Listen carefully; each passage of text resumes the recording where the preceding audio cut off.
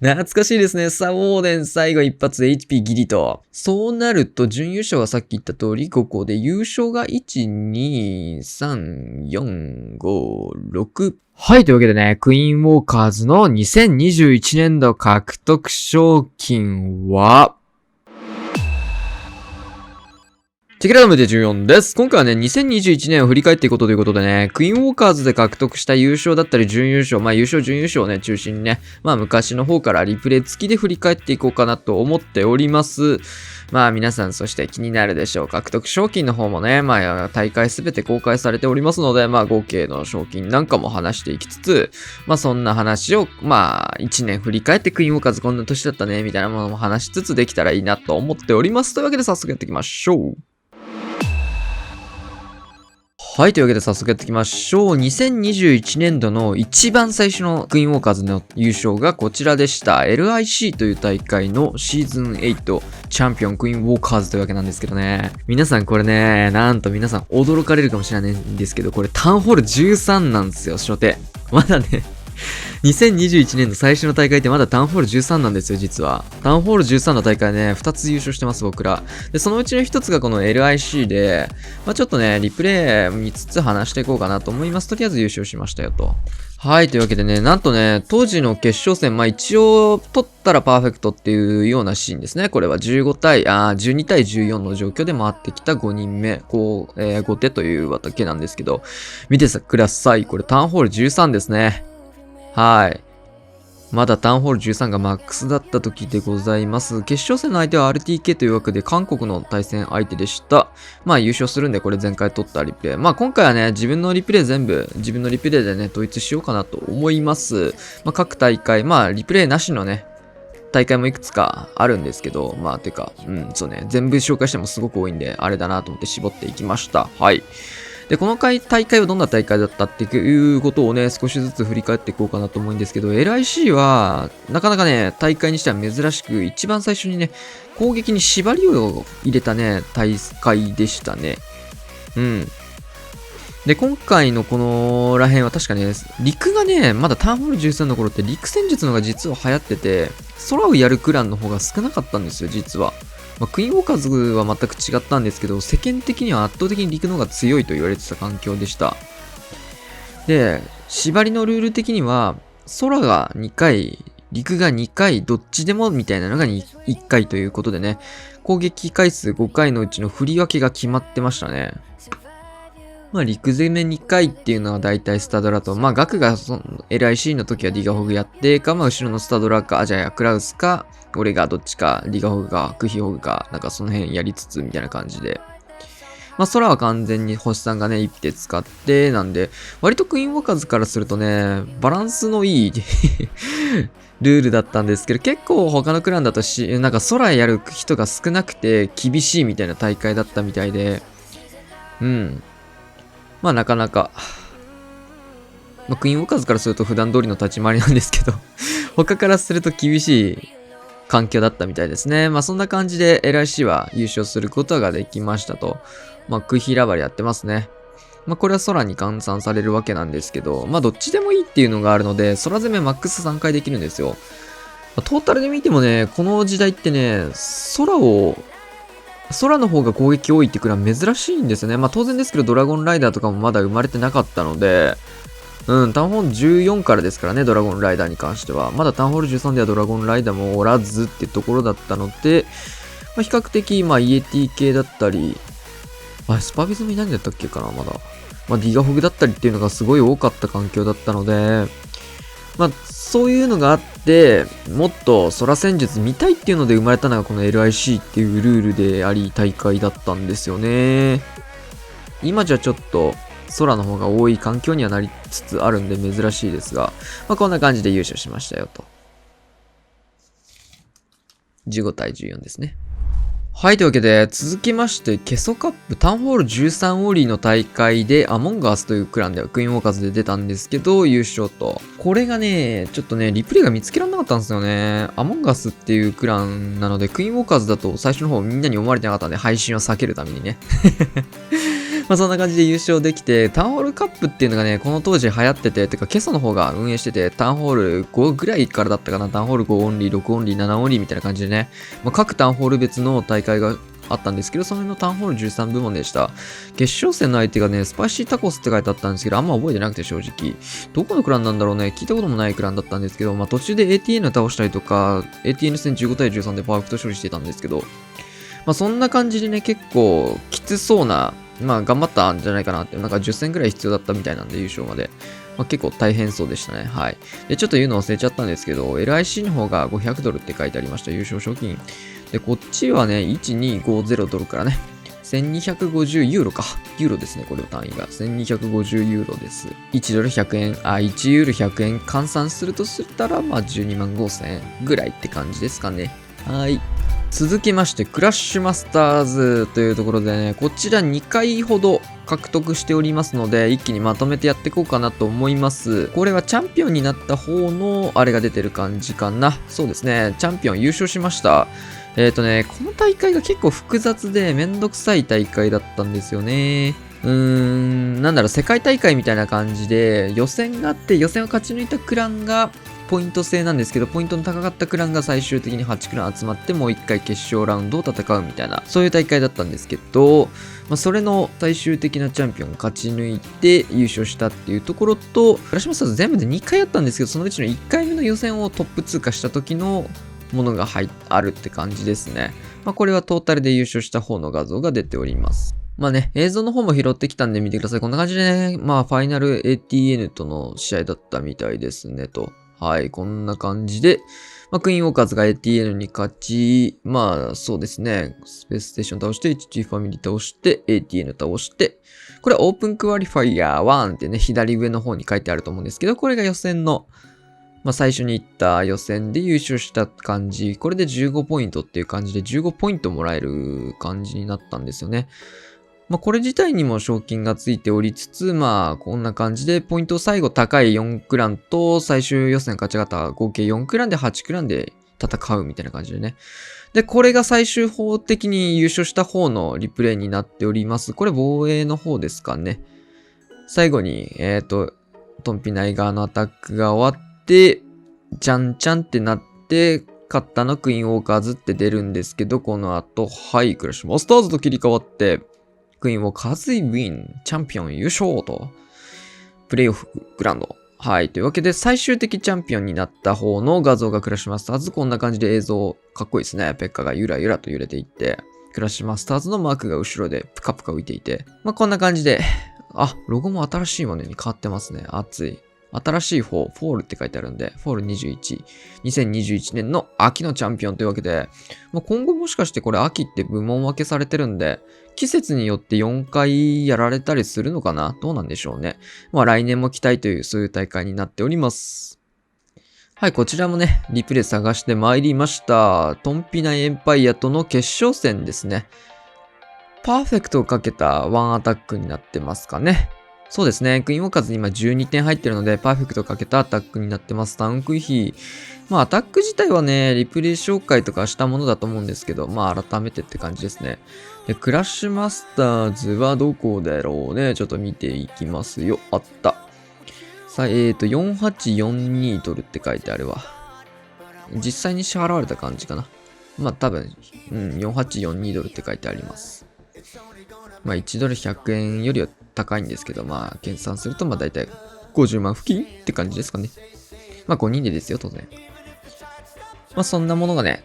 どんどん地に積もってってって感じでございますね。まあ、いろいろ大会等々ありまして。で、今回ちょっと画像が見つからなかったんですけど、インドの大会とかもあったみたいで、まあ、それもなんか優勝したみたいなんですよね。どの大会だったかちょっとわかんないんですけど、インドの大会賞金が入ってましたって書かれてた。そうだね。クラッシュマスターズは2回分で予選の方も2100ドルって書いてある。はい。これは割と直近の方、最後の方の大会だったんで、世界選手権前だったね。世界選手権前にこのクラッシュマスターズ、5カップと2回連続で世界大会前に、もう1個あったな。で、3連続優勝したんだっけ？あれ2連続だっけ？どっちか。2かな ?2 な気がしてきたわ。2連で取って世界大会挑んで、うわー、準優勝だってなって、3回連続で準優勝になりました、そっから。まあ、だから結構今年は準優勝も多い大会だったなってね、過去の大会成績振り返っても思いましたね。これ以外にもね、前半戦でも準優勝の大会がありまして、うわーって思いました。これ悔しかった記憶あるなーみたいな感じで。いいっすね。まあでも、世界大会では準優勝になっちゃったけど、トータルで見た時に結構いろんな大会で、まあ上位に入れたりとか、まあそこそこ大きい大会で成績を収め続けてることができたんですよね。クラッシュマスターズだったり、あとなんだろう。クラッシュマスターズ、ケソカップ、まあステファニーカップはちょっと本戦の方は負けちゃったんだけど、予選も勝ち上がったりとかね。あとこちらですね。NACC というわけで、これがね、かなり強いクランしか出れないリーグ戦になってたんですよね。僕はね、これで初めてバドジンガーってクランを知って、これ確かタウンホール13だったと思うんだよな、スタートは。スタート13で最終14で終わったような大会だったはずなんだよね。ウィーク1、2、3ぐらいまで確か13でやった気がするんだよね。そんな記憶なんだけど違ったかな。まあ優勝ね、最後の最後で MCES にかっさらわれて、ずーっと最後の方1位だったんですけど、最後負けて転落して、勝てば優勝だったところで負けちゃってね。クイーンウォーカーズは2位で終わってしまったと。まあ、上見てもわかりやすいですね。MCS クイーンウォーカーズ、モンスターこれダンスですね。ニチャングダンスのところを、バドジンがバタングというわけで。まあ、世界大会常連チームがね、こうやってバーって上がって、ATN ですら7位で8位、9位とかその辺に入ってたんで、シンプルにレベルの高いリーグ戦でしたね、これは。これはね、結構ね、楽しかったっすね。トーナメントだと一発勝負で、なんかいろんなクランと戦うっていうこともできないんですけど、リーグ戦って全クランとやらなきゃいけないんで、まあトータルでの力も見やすかったりするんでね。まあ MCS が結構最後、最後の方安定してたなっていうイメージでしたね、NCC に関しては。で、ウィニングスっていうわけで賞金も書いてありますが、2500ドルだったみたいですね。いやー、優勝したかったなって思ってた大会の一つです、これは。で、こちらの NCC はね、公式の方でなんか、前回ランキングとも入ってて、上から5番目、ユータ14というわけでね、まあ5位になりましたって感じだったんだけど、1位と3位の人がね、試合数が明らか少ないんですよ。10戦と9戦で、これ、前回数ではなく、率でランキングが出ちゃってるんでね。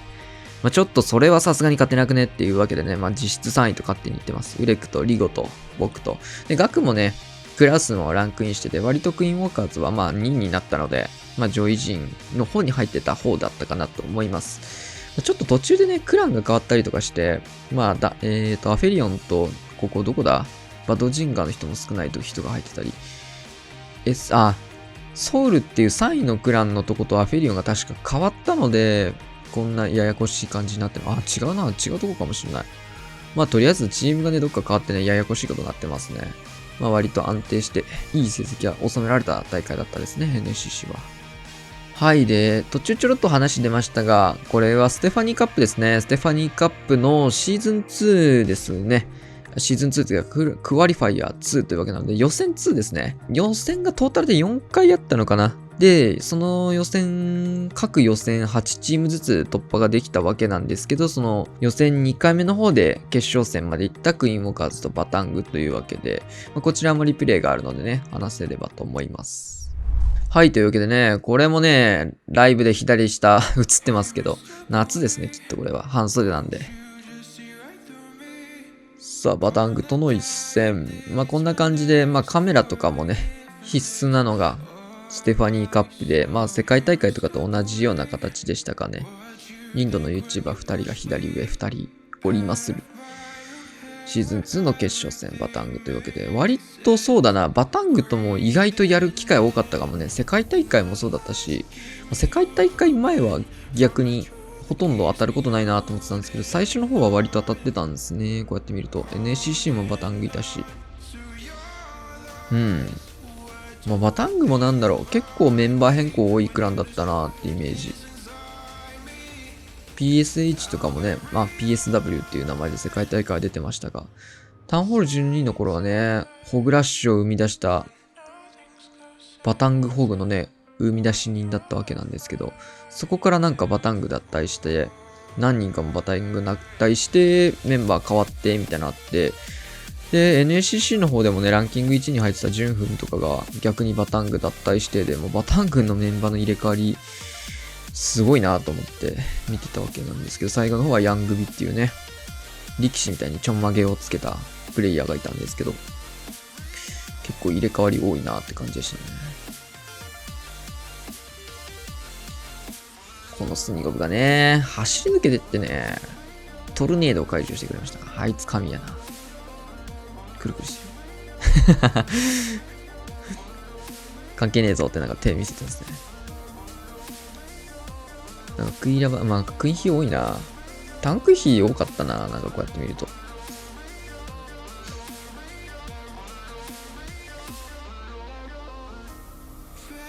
3次両ヒーローで削って、ボマーをマルチ IT に刺すみたいなイメージですかね。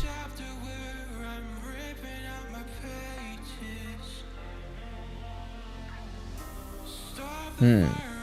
これはね、覚えてるんですけど、なんか、優勝した感出してますが、これ準優勝です。確かこれ負けたんだよね。うん。14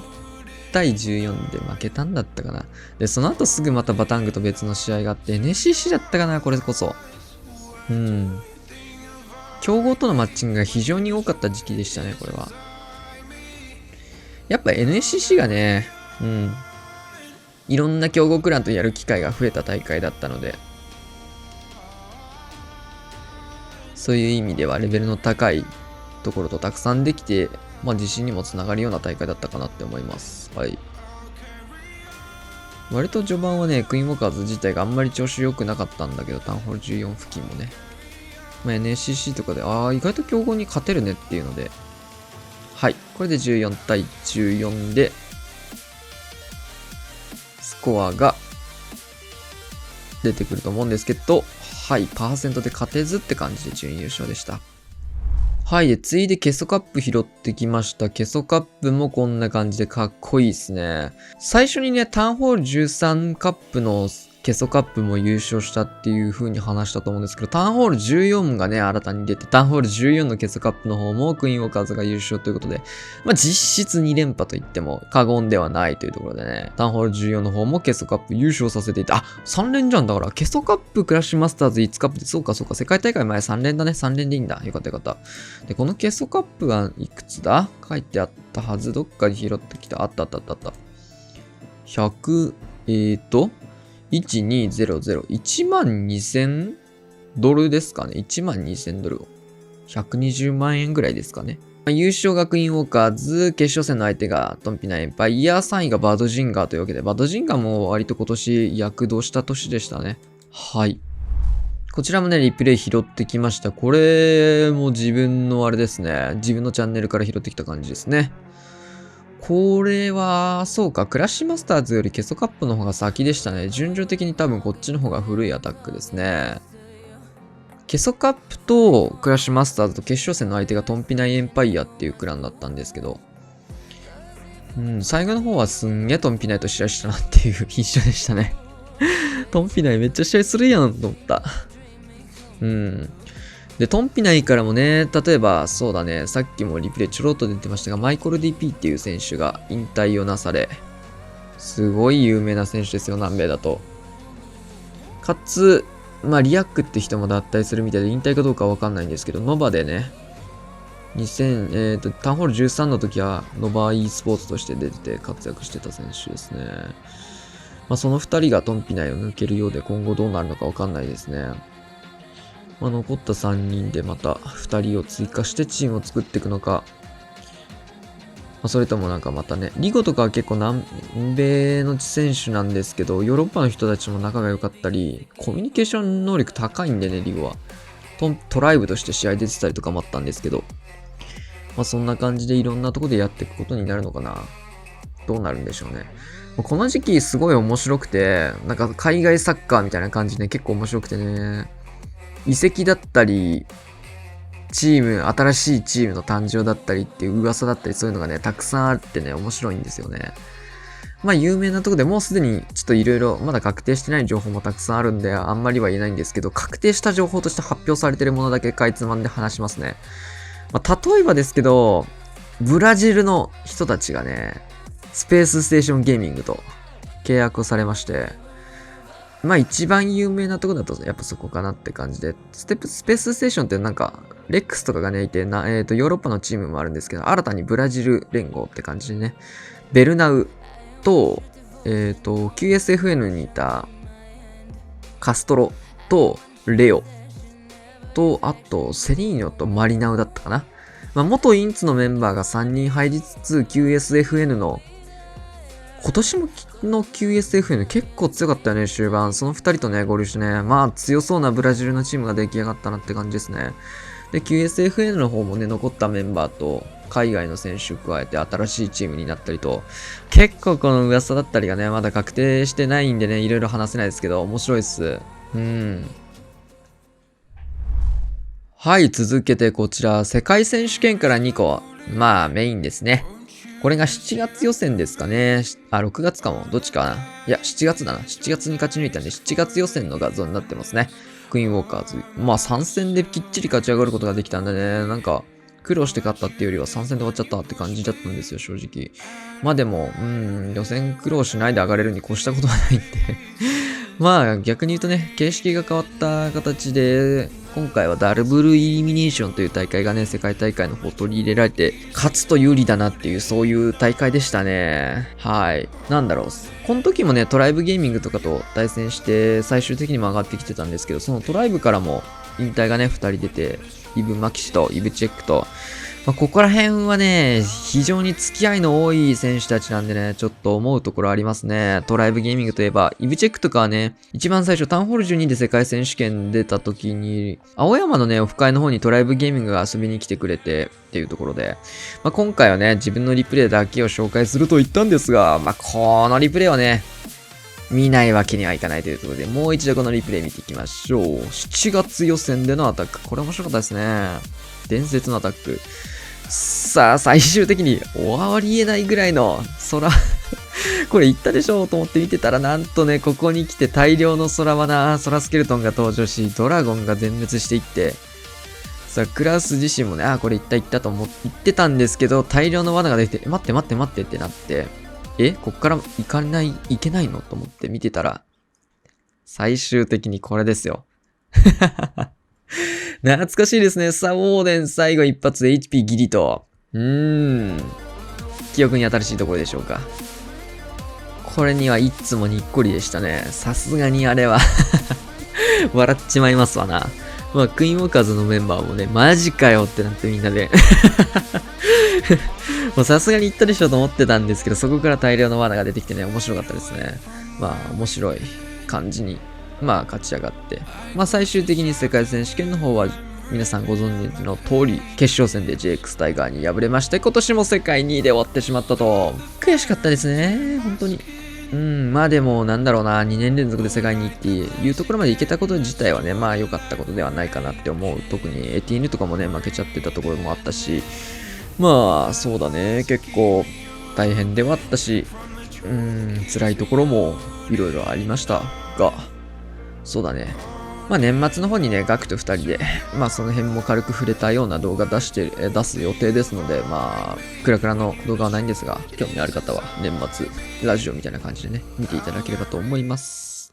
はい、というわけで世界選手権からもね、リプレイかっさらってきました。本日最後のリプレイかな。あとは、他の大会、小さい大会いくつか優勝だったり、準優勝だったりしてるので、まとめて画像でポイッと出していこうかなと思います。これは世界大会の中で一番良かったリプレイかな、自分の中では。まあ割と自分らしい食い火ができたシーンじゃないかなと思います。結構こうやって見てるとタウン食い火が多かったんですけど、タウン逆からのイーグル食い火になってますね。食い火のルートがめちゃめちゃ綺麗に作れたっていうところと、キングの穴開けっていうところで、クイーンとキングのバリューがすごくいいものになったんじゃないかなと思いますね。これちょっと時間ちきってレイジ一発食い火に打ったのはちょっとちきったなってところでありましたが、ここですね。そうだね、今年振り返ってもやっぱ大会の数が非常に増えたかなって印象ですね。タウンホール12時代ってほとんど世界大会みたいなのがなくて、世界大会っていうか、大会がね、世界の規模でやる大会がほとんどなくて CWL っていうね、ミックスリーグぐらいしかなかったんですよ、当時。